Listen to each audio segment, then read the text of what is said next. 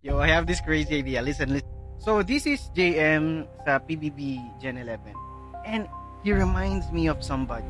Meet Michael Scofield. So, kung hindi nyo pa to alam, siya yung bida sa Prison Break.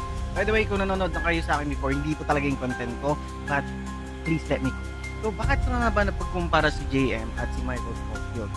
So, I think, alam mo kasi in a way, parang sila mag-isip.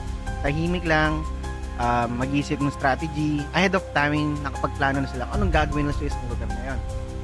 And I think ganun yung ginagawa ni JM ngayon. Nilalaro niya lahat, like the love team part, the fan base part. Alam niya kung sino yung ka-love team niya na maraming fans. Ganun, gets hindi naman manipulate, pero alam niya the word, alam niya paano makisama to the fact na magagamit niya in the future. Gets.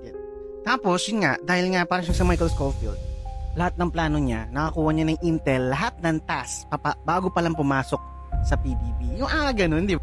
Kasi yung mga plano niya, ipapataturo niya parang kay Michael Scofield. Di ba? Ngayon, ang iniisip ko dito, sana magkaroon ng ganung palabas dito sa Philippines, no? Na kung saan, instead na kulungan, sa PBB naman, magkakaroon ng isang bida na parang si JM, na ahead of time, meron na siyang plan inside to win that title. Yung ginagawa ni JM mismo, ganun mismo. Pero, syempre, gusto natin marinig kung ano yung tumatakbo sa utak niya going all through that. Diba? Tapos talagang tinitingnan yung mga step by step para makapunta siya dun sa goal niya. Pero, yun pala, initial goal lang yun.